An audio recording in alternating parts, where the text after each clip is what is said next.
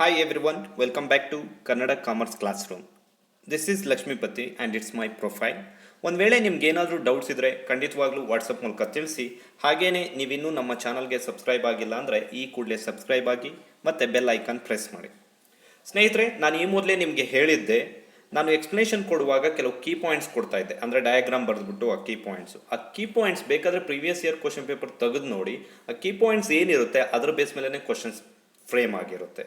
ಆದ ಕಾರಣ ನೀವು ಆ ಕೀ ಪಾಯಿಂಟ್ಸ್ ಮೇಲೆ ನಿಮ್ಮದು ಓನ್ ನೋಟ್ಸ್ ಮಾಡಿಕೊಂಡು ನಿಮ್ಮದೇ ಓನ್ ಎಕ್ಸ್ಪ್ಲನೇಷನ್ ಕೊಟ್ಟಿದ್ದೇ ಆದರೆ 100% ನೀವು ಯು ಜಿ ಸಿ ನೆಟ್ಟು ಹಾಗೆಯೇ ಸೆಟ್ ಎಕ್ಸಾಮು ಕ್ಲಿಯರ್ ಮಾಡ್ಕೊಳ್ತೀರಾ. ಹಾಗಾದರೆ ಇವತ್ತು ಕೆಲವು ಪ್ರೀವಿಯಸ್ ಇಯರ್ ಕ್ವಶನ್ಸ್ನ ನಿಮ್ಮ ಮುಂದೆ ಪ್ರೆಸೆಂಟ್ ಮಾಡ್ತಾ ಇದ್ದೀನಿ. ಮೊದಲನೇ ಕ್ವಶನ್, ಇಲ್ಲಿ ಅಸರ್ಷನ್ನು ರೀಸನ್ ಎರಡೂ ಇದೆ. ಕ್ಲೀನಾಗಿ ಓದ್ಕೊಳ್ಳಿ, ಈಸಿ ಅನಿಸುತ್ತೆ. Corporate culture is generally considered either closed and threatening or as open and participatory. ಇಲ್ಲಿ ಕ್ಲೋಸ್ಡ್ ಇರುತ್ತೆ ಮತ್ತು ಓಪನ್ ಆ್ಯಂಡ್ ಪಾರ್ಟಿಸಿಪೇಟ್ರಿ ಅಂತಲೂ ಇರುತ್ತೆ. ಖಂಡಿತವಾಗ್ಲೂ ಇದು ನಿಜ. ಯಾಕಂದರೆ ಕಾರ್ಪೊರೇಟ್ ಕಲ್ಚರ್ನ ಎರಡು ನೇಮಲ್ಲಿ ಕರಿತೀವಿ. ಒಂದು ಕಂಪ್ನಿ ಕಲ್ಚರ್ ಅಂತ ಕರಿತೀವಿ ಅಥವಾ ಆರ್ಗನೈಸೇಷನ್ ಕಲ್ಚರ್ ಅಂತಲೂ ಕರಿತೀವಿ.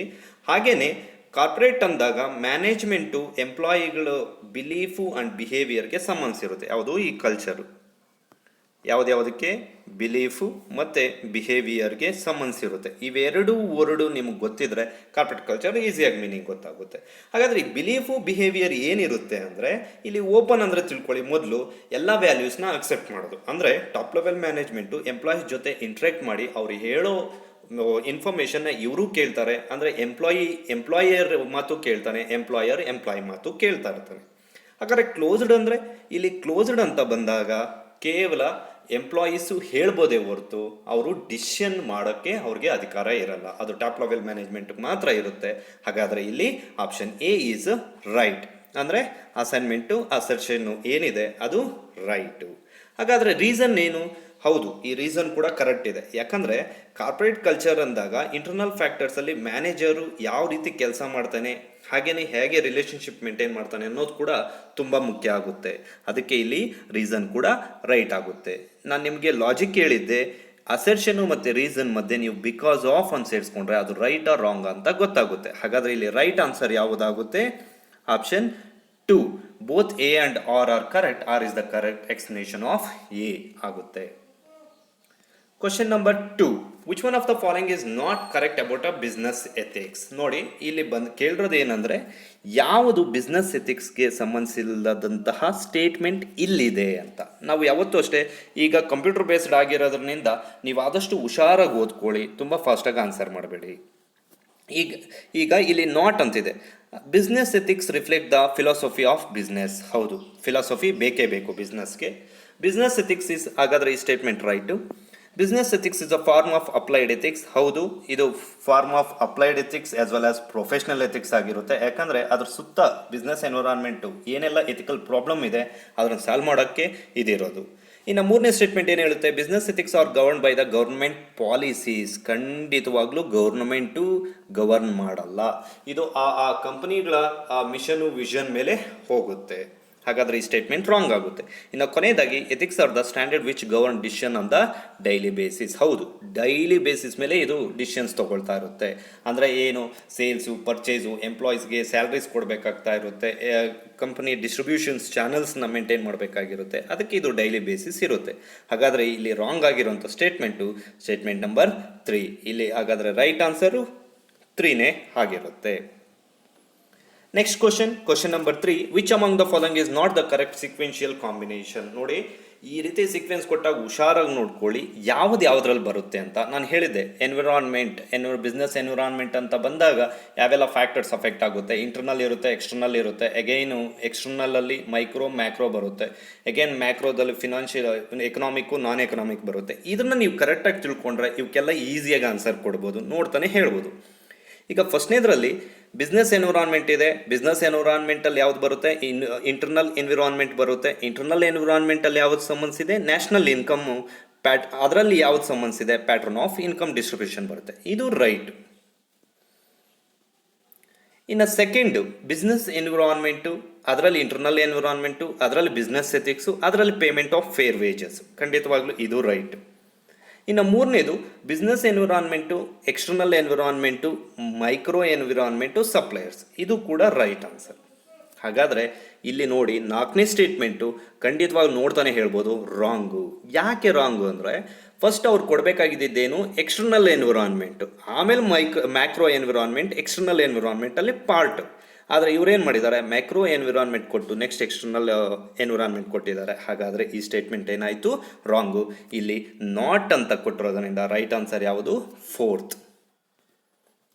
ನೆಕ್ಸ್ಟ್ ಫೋರ್ತ್ ಕ್ವಶನ್ ನೋಡಿ, ಈ ರೀತಿ ಅಪ್ಲೈಡು ಮತ್ತು ಅಂಡರ್ಸ್ಟ್ಯಾಂಡಿಂಗು ಅಂತ ಇರುತ್ತೆ ಕ್ವಶನ್ಸು. ನಾವು ಯು ಜಿ ಸಿ ನೆಟ್ ಅಂತ ಹೋದಾಗ ಇದು ಅಂಡರ್ಸ್ಟ್ಯಾಂಡಿಂಗ್, ನೀವು ಕರೆಕ್ಟಾಗಿ ಅರ್ಥ ಮಾಡಿಕೊಂಡ್ರೆ ಈಸಿಯಾಗಿ ಇದಕ್ಕೆ ಆನ್ಸರ್ ಕೊಡ್ಬೋದು. ಏನಂತ ಕೇಳಿದ್ದಾರೆ, there are an acute shortage of electricity in some of the states in India. Acute shortage, acute ಅಂತಲೇ ಬಂದ್ಬಿಡ್ಬೇಕು. ಶಾರ್ಟೇಜ್ ಅಂತಾಗ ಇವೆಲ್ಲ ಯಾವುದಕ್ಕೆ ಸಂಬಂಧಿಸಿರುತ್ತೆ, ಎಕನಾಮಿಕ್ಗೆ ಸಂಬಂಧಿಸಿರುತ್ತೆ. ನೀವು ಸಡನ್ನಾಗಿ ಡೆಮೋಗ್ರಫಿ ಪೀಪಲ್ಗೆ ಸಂಬಂಧಿಸಿದೆ ಅಂತ ಹಾಕಿದರೆ ಖಂಡಿತವಾಗ್ಲೂ ಅದು ರಾಂಗ್ ಆಗುತ್ತೆ. ಅಥವಾ ಸ್ಟೇಟ್ ಅಂತ ಬಂದಿದೆ ಪೊಲಿಟಿಕಲ್ಲು ಓಕೆ ಅಂತ ಹಾಕಿದರೆ ಅದು ಕೂಡ ರಾಂಗ್ ಆಗುತ್ತೆ. ಇದು ಸಂಬಂಧಿಸಿರೋದು ಅಕ್ಯೂಟ್ ಶಾರ್ಟೇಜ್, ಏನೇ ತೊಂದರೆಗಳಿದ್ರೆ ಇವು ಎಕಾನಮಿ ಪ್ರಾಬ್ಲಮ್ ಆಗುತ್ತೆ. ಅದರಿಂದ economic environment is right answer. In a fifth question, consumer attitudes and beliefs about diet, health and nutrition are influenced by. ನೋಡಿ, ನಾನು ಹೇಳಿದ್ದೆ ಪ್ರಿವಿಯಸ್ ವಿಡಿಯೋಗಳಲ್ಲಿ ಇದರ ಬಗ್ಗೆ ಎಲ್ಲ ಆಲ್ರೆಡಿ ನಾವು ಡಿಸ್ಕಸ್ ಮಾಡಿದ್ದೀವಿ. ಏನಂದರೆ ಇಲ್ಲಿ ಕನ್ಸ್ಯೂಮರ್ ಅಂತ ಬಂದಾಗ ಅವನ ಪರ್ಸನಲ್ ಬಿಲೀಫ್ಸ್ಗೆ ಸಂಬಂಧಿಸಿರುತ್ತೆ. ಒಂದು ಅಂದರೆ ಅವ್ನ ಡಯಟ್ ಆಗ್ಬೋದು, ಹೆಲ್ತ್ ಆಗ್ಬೋದು, ನ್ಯೂಟ್ರಿಷನ್ ಆಗ್ಬೋದು, ಎಲ್ಲ ಇದು ಯಾವುದ್ರಲ್ಲಿ ಬಂದ್ಬಿಡುತ್ತೆ, ಅವ್ನ ಕಲ್ಚರಲ್ಲಿ ಬರುತ್ತೆ. ಇವಾಗ ನಾವು ಒಂಥರ ಫುಡ್ ತಿನ್ಬೋದು, ಇನ್ನೊಂದು ರೀಜನ್ನು ಅಥವಾ ಇನ್ನೊಂದು ಕಲ್ಚರ್ ಪೀಪಲ್ ಇನ್ನೊಂದು ಥರ ಫುಡ್ ತಿನ್ಬೋದು, ಇನ್ನೊಂದು ಥರ ಬಟ್ಟೆ ಹಾಕ್ಬೋದು. ಅದು ಒಬ್ಬ ವ್ಯಕ್ತಿಯಿಂದ ಇನ್ನೊಬ್ಬ ವ್ಯಕ್ತಿಗೆ ಏನಾಗಿರುತ್ತೆ, ಡಿಫ್ರೆಂಟ್ ಆಗಿರುತ್ತೆ. ಹಾಗಾದರೆ ಇಲ್ಲಿ ರೈಟ್ ಆನ್ಸರು ಆಪ್ಷನ್ 2.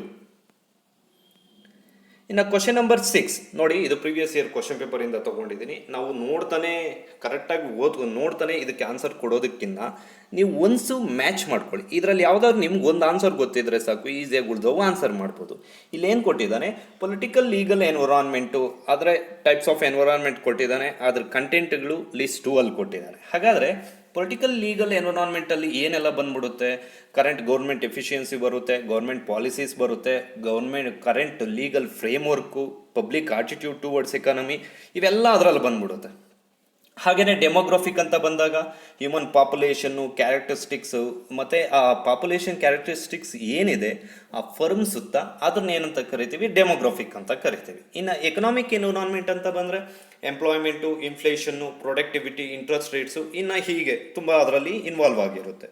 ಇನ್ನು ಫೈನಲ್ ಆಗಿ ಎಕೊಲಾಜಿಕಲ್ ಅಂದರೆ ಆಲ್ ಬಯೋಟಿಕ್ ಆ್ಯಂಡ್ ಅಬಯೋಟಿಕ್ ಆಗುತ್ತೆ, ಅಂದರೆ ಲಿವಿಂಗು ನಾನ್ ಲಿವಿಂಗ್ ಇದಾಗಿರುತ್ತೆ.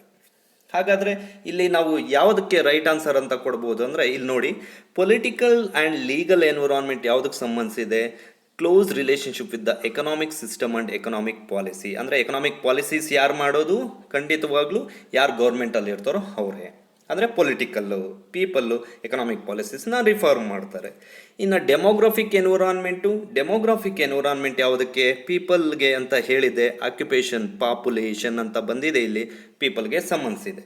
ಇನ್ನು ಎಕನಾಮಿಕ್ ಎನ್ವಿರಾನ್ಮೆಂಟ್ ಸಂಬಂಧಿಸಿರೋದು ಇಂಪಾರ್ಟೆಂಟ್ ಇಂಡಸ್ಟ್ರಿ. ಇನ್ನು ಫೈನಲ್ಲು ಜಿಯೋಗ್ರಫಿಕಲ್ಲು ಸಂಬಂಧಿಸಿದ್ದು ರಿಲೇಟೆಡ್ ಟು ನ್ಯಾಚುರಲ್ ರಿಸೋರ್ಸಸ್.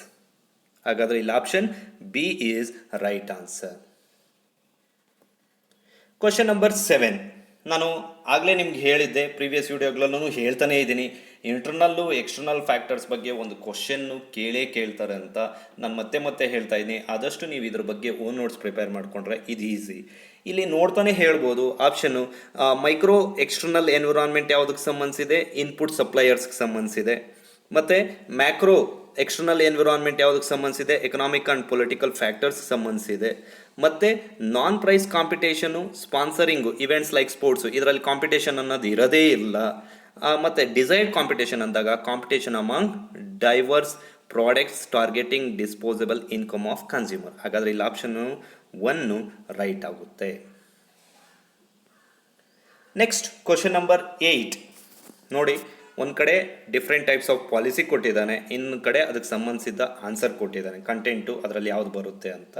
ಹಾಗಾದರೆ ಇಲ್ಲಿ ಫಿಸಿಕಲ್ ಪಾಲಿಸಿ ಅಂದಾಗ government spending levels, tax rates ಇವೆಲ್ಲ ಅದರಲ್ಲಿ ಬಂದ್ಬಿಡುತ್ತೆ ಫಿಸಿಕಲ್ ಪಾಲಿಸಿಯಲ್ಲಿ. ಇನ್ನು ಟೆಕ್ನಾಲಜಿ ಪಾಲಿಸಿ ಅಂದರೆ ಟೆಕ್ನಾಲಜಿಕಲ್ ಡೆವಲಪ್ಮೆಂಟು, ಸೊಸೈಟಿಗೆ ಸಂಬಂಧಿಸಿರುವಂಥದ್ದು. ಮತ್ತು ಇನ್ನು ಮ್ಯಾಕ್ರೋ ಎಕನಾಮಿಕ್ ಪಾಲಿಸಿ ಅಂದರೆ ಇದು ಆದಷ್ಟು ಸ್ಟೇಬಲ್ ಎಕಾನಮಿ ಎನ್ವಿರಾನ್ಮೆಂಟ್ ಇರೋ ಹಾಗೆ ನೋಡ್ಕೊಳ್ತಾ ಇರುತ್ತೆ.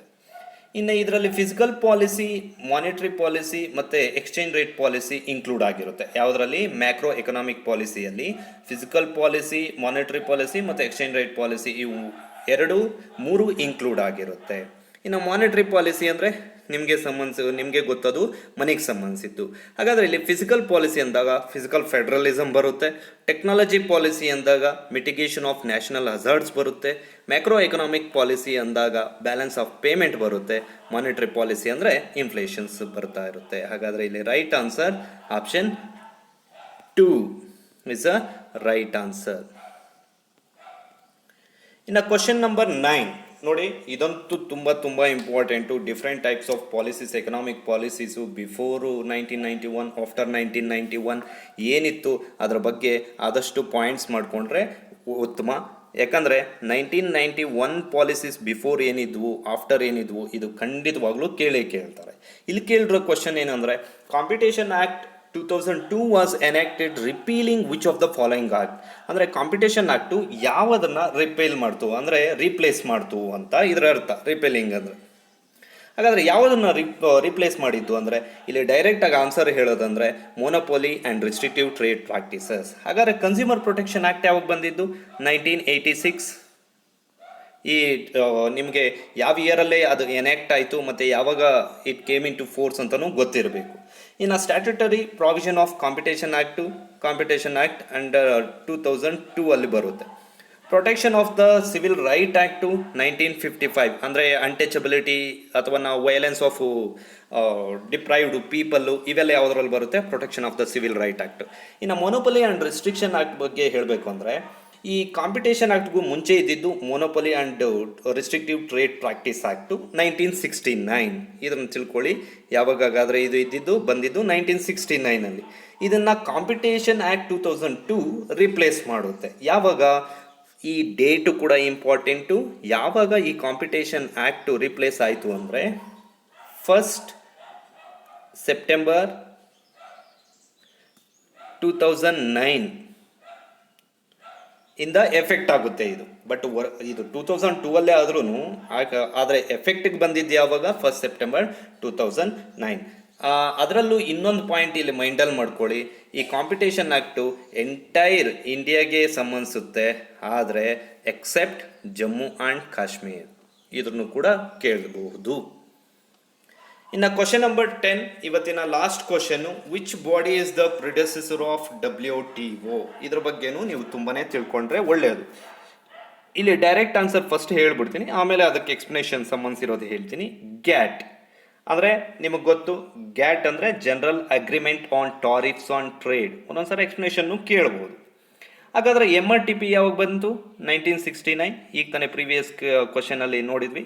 Competition act 2002. ಈ IBRD ಬಗ್ಗೆ ತುಂಬಾ ತಿಳ್ಕೊಳ್ಳಿ, ಇದು ಇಂಪಾರ್ಟೆಂಟ್. IBRD ಬಗ್ಗೆ ಏನು ಬೇಕಾದರೂ ಕೇಳ್ಬೋದು. ಇದು ಯಾವಾಗ? ಬ್ರೆಟನ್ ವುಡ್ ಕಾನ್ಫರೆನ್ಸಲ್ಲಿ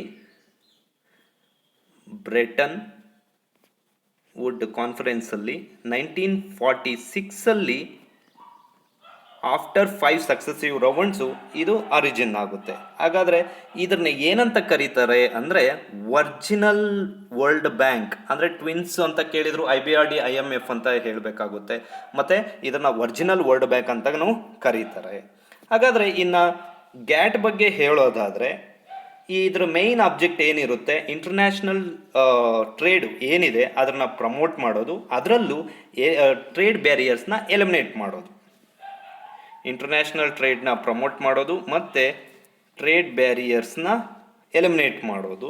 ಮತ್ತು WTO ಯಾವಾಗ ಫೋರ್ಸ್ಗೆ ಬಂತು ಅಂದರೆ ರಿಪ್ಲೇಸ್ ಮಾಡುತ್ತೆ ಅಂದರೆ ಗ್ಯಾಟ್ನ. ಇದನ್ನು ಬೇಕಾದ್ರೆ ಡೇಟ್ ಕೇಳ್ಬೋದು. 1 ಜಾನ್ 1995 ಇದು ರಿಪ್ಲೇಸ್ ಮಾಡುತ್ತೆ. ಹಾಗೆಯೇ ಗ್ಯಾಟ್ ಯಾವಾಗ ಸ್ಟಾರ್ಟ್ ಆಯಿತು ಅಂದರೆ ಗ್ಯಾಟ್ ಸ್ಟಾರ್ಟ್ ಆಗಿದ್ದು ಯಾವಾಗ ಅಂದರೆ 1947 ಬಟ್ ಇದು ಎಂಟರ್ಡ್ ಇನ್ ಟು ಫೋರ್ಸ್ ಅಂದಾಗ 1948. ಸ್ನೇಹಿತರೆ, ಈ ಮೇಲೆ ಹೇಳಿರುವಂಥ ವಿಷಯಗಳು, ಪ್ರತಿಯೊಂದು ವಿಷಯಗಳು ತುಂಬ ಇಂಪಾರ್ಟೆಂಟ್ ಆಗುತ್ತೆ. ಆದಷ್ಟು ಡೇಟ್ಗಳು, ಇಯರು ಮತ್ತು ಏನೇನು ಚೇಂಜ್ ಆಯಿತು ಅದ್ರ ಬಗ್ಗೆ ತಿಳ್ಕೊಂಡ್ರೆ ಒಳ್ಳೆಯದಾಗುತ್ತೆ. ಹಾಗೆಯೇ ಈ ವಿಡಿಯೋ ಇಷ್ಟವಾಗಿದ್ದರೆ ದಯವಿಟ್ಟು ಲೈಕ್ ಮಾಡಿ ಮತ್ತು ಸಾಧ್ಯವಾದಷ್ಟು ನಿಮ್ಮ ಫ್ರೆಂಡ್ಸ್ಗೆ ತಿಳಿಸ್ಕೊಡಿ. ಧನ್ಯವಾದಗಳು.